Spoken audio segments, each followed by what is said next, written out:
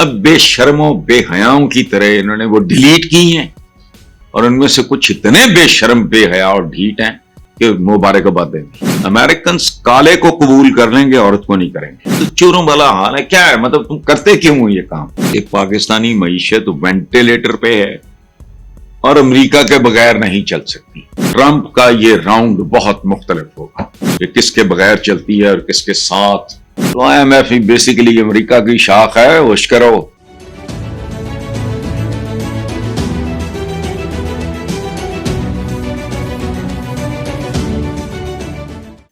اگلی بات بڑی دلچسپ ہے، یہ نون لیگی اور بہت سے چپڑکناتی جو ہیں ٹرمپ کے خلاف، انہوں نے بڑے ٹویٹس یہ وہ، انکلوڈنگ میرا خیال ہے بلاول کی۔ اب جو بابا آ گیا ہے وہ ٹرمپ جٹ ہے، وہ ٹرمپ گجر ہے۔ اب بے شرموں بے حیاؤں کی طرح انہوں نے وہ ڈیلیٹ کی ہیں، اور ان میں سے کچھ اتنے بے شرم بے حیا اور ڈھیٹ ہیں کہ مبارکباد دیں گی۔ یہ ہے اوقات جن کو ہم لوگ، میں شامل نہیں ہوں ان میں، قائدین، رہنما، لیڈر، یہ تو بلو ایوریج آدمی سے بھی گئے گزرے لوگ ہیں۔ ایک سیکنڈ نہیں لگا گرگٹ کی طرح انہوں نے رنگ تبدیل کیا، اور پھر یہ وہ سارا جتنی پھرتیاں ٹرمپ کے خلاف اس کے جیتتے ہی۔ اچھا، اتنے گئے گزرے لوگ ہیں، ان کو اندازہ نہیں تھا۔ یعنی اپنے لوگوں کے ساتھ بحث ہوتی، میں نے کہا یار ہوش کرو، نہیں ممکن۔ امریکنز کالے کو قبول کر لیں گے، عورت کو نہیں کریں گے۔ اب چند اشروں بعد حالت کیا ہوتی ہے تو مجھے نہیں پتا، بٹ یہ لکھ کے رکھیں۔ دوسری بات یہ ہے، مجھے تو میرا خیال ہے 4-5 سال ہو گئے، میں تو امریکہ گیا ہی نہیں، میں کہیں بھی نہیں گیا، میرا اب دل ہی نہیں، گھر سے نہیں نکلتا، میں ملک سے باہر کیا جانا میں نے۔ تو میرے چونکہ آدھے سے زیادہ خاندان باہر ہے، ان لاز میرے سارے ہی باہر ہیں، امریکہ ہیں۔ تو کوئی فیملی فنکشن تھا کچھ عرصہ پہلے، تو آئے ہوئے تھے وہ سارے، میری ہمشیرہ کے بھائی اور بہنیں وغیرہ۔ میں نے پوچھا، انہوں نے کہا جی نو وے۔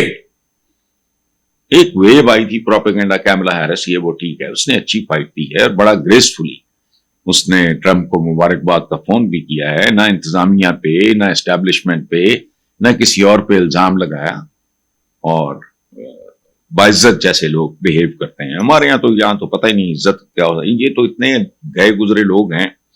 نون لیگ کے ایک وزیر نے ایک بار کہا تھا، ٹھیک کہا،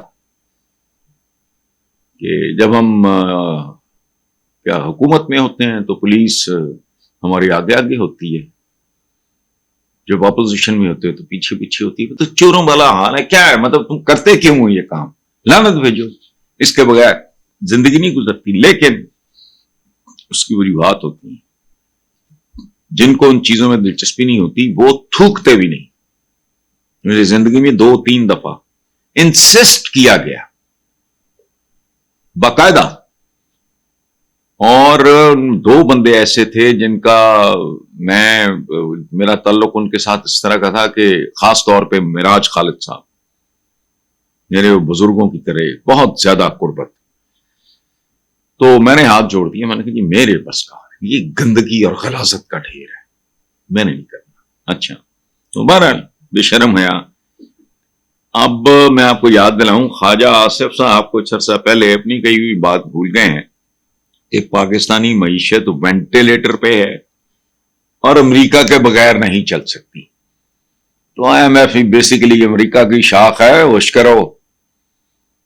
اب ٹرمپ صاحب نے جو بات کی تھی کہ عمران کا، مجھے اس بات سے کوئی لینا دینا نہیں ہے، آئی ڈونٹ نو، میں تو کسی بھی پولیٹیشین پہ آنکھیں بند کر کے ٹرسٹ نہیں کرتا۔ لیکن ایک بات یاد رکھیں آپ، میرا نہیں خیال کہ کسی پاکستانی وزیر اعظم کا اس طرح کا استقبال ہوا ہو جیسا عمران جب امریکہ گیا ہے، تو اس کو جو VVIP اور بہت پرجوش، اور پچھلے یہ عمران کا استقبال جب ڈونلڈ ٹرمپ صدر تھے۔ اور ایک آخری بات یہ سن لیں، وہ ٹریننگ ہوئی ہے پچھلے راؤنڈ میں ٹرمپ کی، ہی از اے فاسٹ لرنر، یہ یاد رکھیں۔ ایگریشن ہے طبیعت میں، کھلنڈرا پانا ہے، سارا کچھ، اور تو ٹھیک ہے، دیر از نتھنگ رانگ، ایک بات یاد رکھیں، ٹرمپ کا یہ راؤنڈ بہت مختلف ہوگا، چونکہ جب وہ پہلی بار آیا تو اس کے پیچھے تجربہ نہیں تھا وائٹ ہاؤس کا. اب ہی understands things in a lot better way. So آپ دیکھیں ہوتا کیا ہے. تو یہ جو اب خواجہ آصف کی جو بڑکیں چھڑکیں ہیں، کل کی بات ہے کہ جی یہ وینٹیلیٹر پہ معیشت امریکہ کے بغیر نہیں چل سکتی. اس وقت پاکستانی سیاست بھی وینٹیلیٹر پر ہی ہے. اس وقت بھی تھی، اب بھی وینٹیلیٹر پہ ہی ہے. تو بہرحال وقت بتائے گا کہ کس کے بغیر چلتی ہے اور کس کے ساتھ. پاکستان بننے سے پہلے دوسری جنگ عظیم میں یہ استعمال ہو چکا ہے، اس سے بہت پہلے بن چکا تھا. استعمال تب ہوا پاکستان بننے سے پہلے. تم نے اگر بنا لیا ہے تو اس کے بعد پھر پنجاب یونیورسٹی میں ایک فنکشن تھا، مجاہد کامران تھے وائس چانسلر، ان کے گھر پہ میری ملاقات ہوئی اللہ بخشے عبد القدیر خان صاحب سے. تو میں اوائڈ کر رہا تھا، تو میں نے مجاہد کامران کو بھی کہا، میں نے کہا یار مجھے پتہ لگا وہ آئے ہوئے تو اچھا نہیں لگتا. میں ان کو کہتا تھا کہ یہ قوم کیا کر رہی ہے، ایٹمی طاقت. وہ بھی کہتا میں نے بٹن دبایا تھا. بھائی تو بٹن دبایا پھر بجلی کا بھی دبا. اچھا فضول عجیب سطحی قسم کے کام کرتے ہیں. تو مجھے اتنی خوشی ہوئی. میں وہ تصویر آپ کو دکھاتا ہوں. وہ بڑی ان کے ساتھ پھر محبت بھرا رشتہ ہو گیا. انہوں نے مجھے کہا کہ مجھے اتنی خوشی ہوتی ہے جب آپ یہ بات کرتے ہیں یا کالموں میں لکھتے ہیں. میرے لیے حیرت ناک بات تھی. یہ نارملی لوگ ہمارے یہاں ذرا کم ظرف ہوتے ہیں، ان کو سمجھ نہیں آتی بات.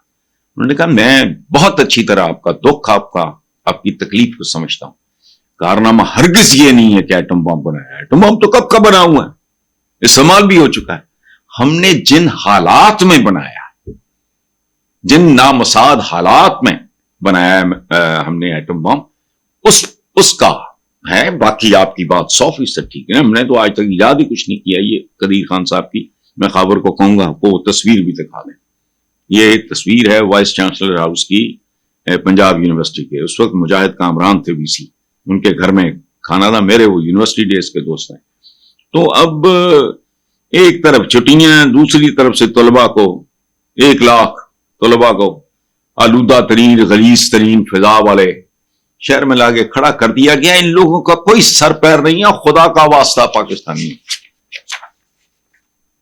جو میں نے لکھا یا کیا کسی اور نے نہیں. یاد رکھیں مجیب الرحمان شامی صاحب اللہ ان کو صحت زندگی دے، انہوں نے لکھا تھا میرے بارے میں، ان کی مہربانی ہے لیکن بات درست ہے کہ جس طرح بھٹو ڈرائنگ روموں سے سیاست کو گلیوں میں لے آیا، یہ آدمی کالم نگاری کو دفتروں سے گریبان پکڑ کے تو باہر چوراہے میں لے آیا. میرے کالم کا عنوان بھی چوراہا ہے. تو پلیز سوچو اپنی نسلوں کی خاطر. اگر آپ کو کوئی وقتی فائدہ بھی مل رہا ہے اس پہ لعنت بھیج دیں. اپنی اولادوں کی خاطر ان لوگوں سے نجات حاصل کرو. یہ جو آ گئے ہیں نا راجے مہاراجے، بھوکے ملک کے مارے ہوئے، تزینے، رائشیں، تنخواہیں، فلانا مرات، وہ ختم ہونے میں نہیں آتی. لاکھوں کے سوٹ ٹکا کے ٹائیاں چڑھا کے پہنچ جاتے ہیں بھیک مانگ رہے. لوگ سوچتے ہوں گے یار یہ کتنا کیسا گیا گزرا یہ طبقہ ہے. یہ بہرحال تھینک یو ویری مچ.